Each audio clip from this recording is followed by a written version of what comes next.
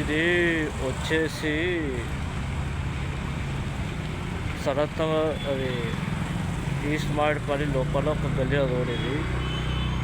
ఇక్కడ వాటర్ ఎక్కువ ఉన్నాయి.